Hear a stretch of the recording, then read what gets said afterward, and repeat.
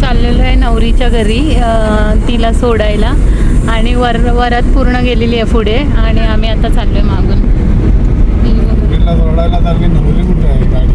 नवरी गाडीत नाहीये, नवरी पुढे गेलेली आहे. नवरी पुढे गेली.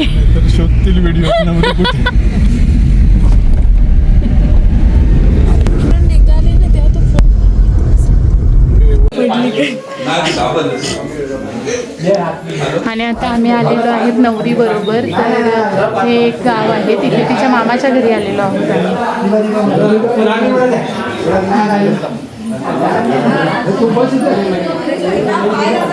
हे बघू शकता, हे वाखेड म्हणून एक गाव आहे आणि इथे अशी त्यांच्यात प्रथा आहे की मामाच्या घरी पण जायचं असतं लग्न झाल्यावर. तर इथे आलेत. नाही नाही नको.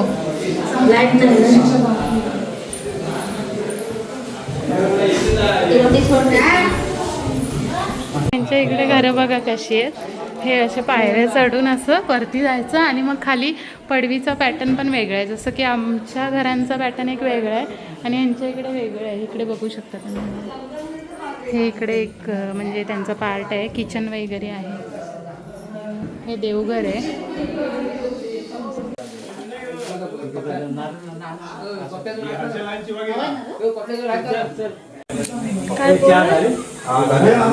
इथे सर्वजण बसलेले आहेत अंगणामध्ये, बघू शकता तुम्ही. खूपच छान असा पाहुणचार केला नवरीच्या मामाकडे आणि आता इथून आम्ही निघालेलो आहोत. आणि आता आम्ही इथून चाललेलो आहे नवरीच्या घरी.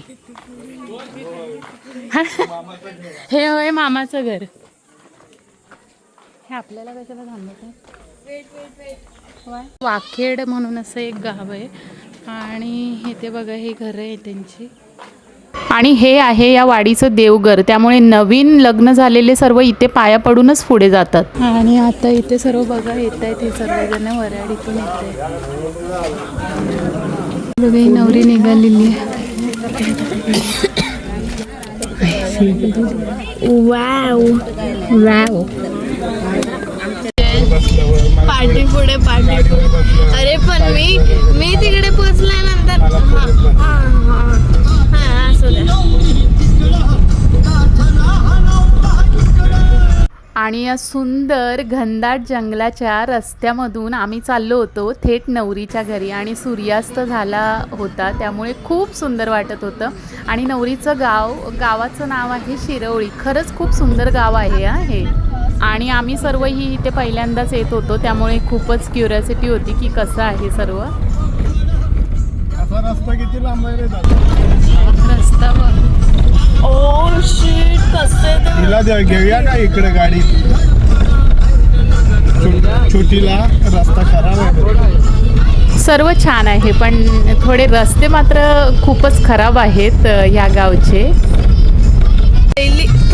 आता आम्ही आलेलो आहोत नवरीच्या घरी. बघा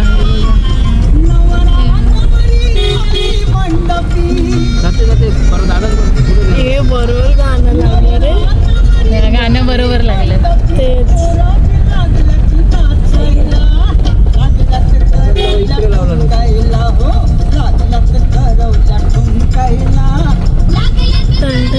कुठलं घर आहे?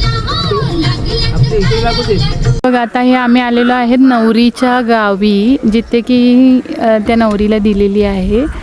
आणि तुम्ही बघू शकता आता. हां, आणि इकडे आय थिंक तिचं घर आहे. तर आता मी जाईन तेव्हा तुम्हाला दाखवेनच.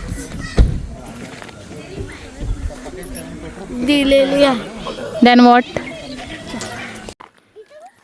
आणि इथे आता आम्ही करवंद शोधायला आलो. ते इथे आता आम्ही करवंद शोधतोय कारण अजून नवरा नवरी आली नाही, मग आम्ही टाइमपास म्हणून इकडे करवंद शोधतोय. नाहीये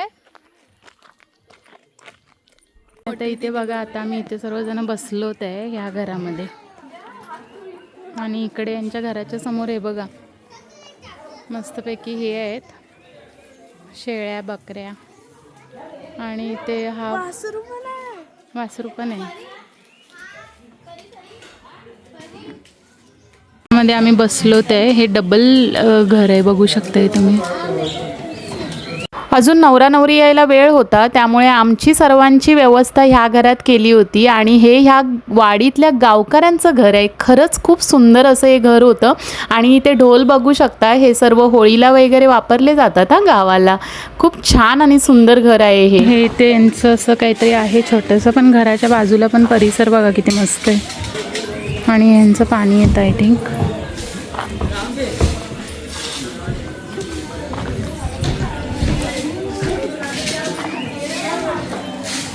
अगदी घराच्या समोरच असलेलं हे आंब्याचं झाड, खूप आंबे धरले होते याला. तो म्हणजे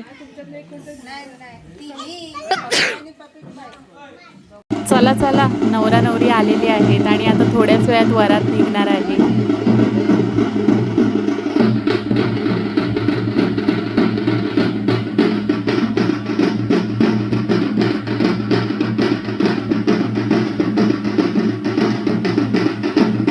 आणि मला ह्यावेळी एक नवीनच पद्धत माहिती पडली, ते म्हणजे नवरीला डायरेक्टली नवऱ्याच्या घरी नेलं जात नाही. तिचं स्वागत पहिलं दुसऱ्या घरी केलं जातं. तिथे तिची आरती केली जाते, ओटी भरली जाते आणि मग तिला नवऱ्याच्या घरी गृहप्रवेशासाठी घेऊन जातात वरात काढत. आणि ह्या गावची एक पद्धत खूप मला चांगली वाटली, ते म्हणजे नवरा नवरीचे हात धुतले जातात आणि नवरीबरोबर आलेल्या सर्व वराडाचे हात धुवून त्यांचं स्वागत केलं जातं. तर इथे आमच्या सर्वांचे ह्या गावातल्या मंडळींनी हात धुवून स्वागत केलं होतं. खरंच खूप छान वाटलं. आहे की नाही वेगळी पद्धत? तुमच्याकडेही अशा काही पद्धती असतील तर कमेंटमध्ये जरूर सांगा मला.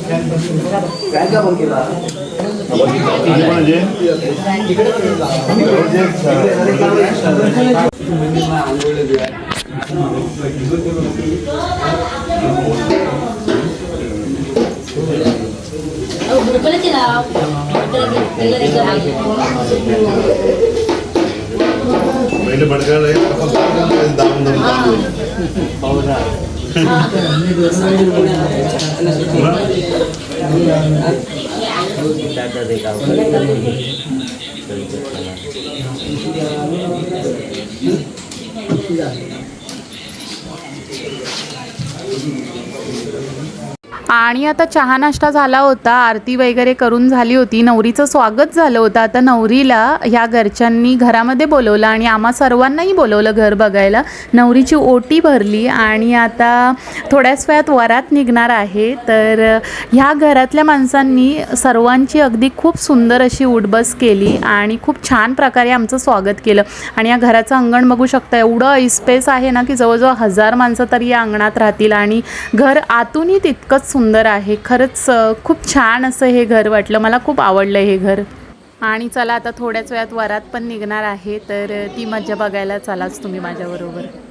ना कुठला डीजे, ना कुठली मोठी साऊंड सिस्टम, खरंच ढोल ताशांच्या गजरामध्ये निघालेली ही वरात खरंच खूप अप्रतिम होती. थोडा काळोख आहे त्यामुळे तुम्हाला बघायला म्हणजे एवढं दिसत नसेल, पण जेवढं पण मला दाखवायला जमलं तेवढं मी दाखवलेलं आहे. तर ते बघून तुम्ही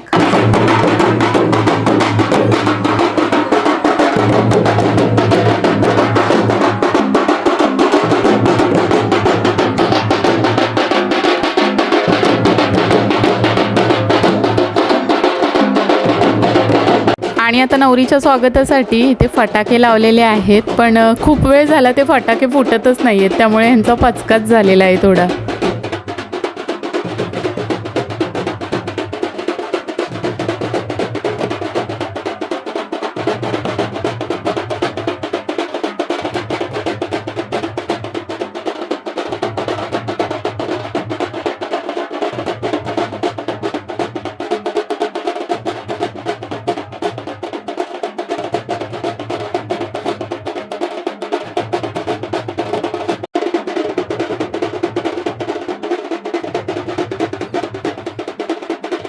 शेवटी नवरा मुलाला बघावं लागलं नक्की फटाके का फुटत नाहीयेत ते.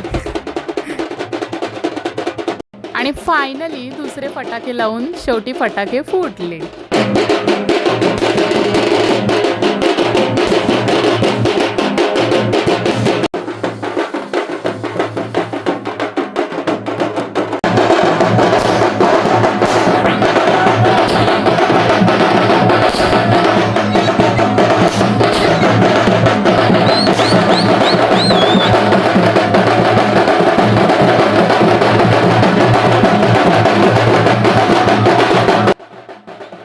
वाजत गाजत ताशांच्या तालावरती अशी नाचत ही वरात गावकऱ्यांच्या घरापासून नवरीच्या घरापर्यंत आता आलेली आहे. आणि हे आहे आपल्या नवरीचं सुंदर असं घर आणि इथे तर गोंधळच होता अगदी.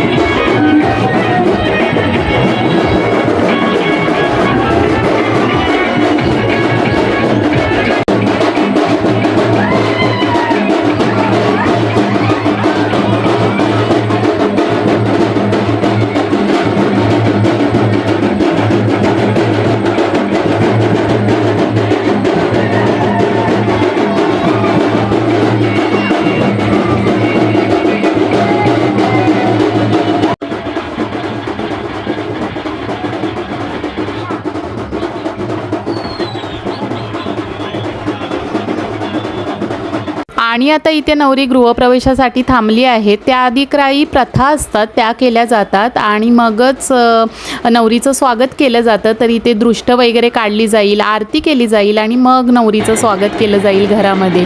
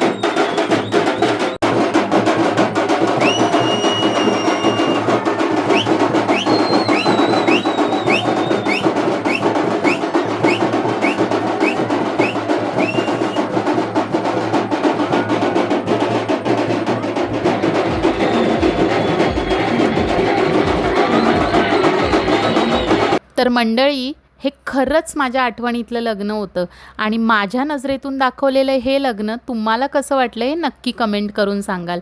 कोणताही दिखावा नव्हता, मोठेपणाची स्पर्धा नव्हती, होती ती फक्त साधी माणसं, आपुलकीने भरलेली मनं आणि आपल्या संस्कृतीची सुंदर जपणूक.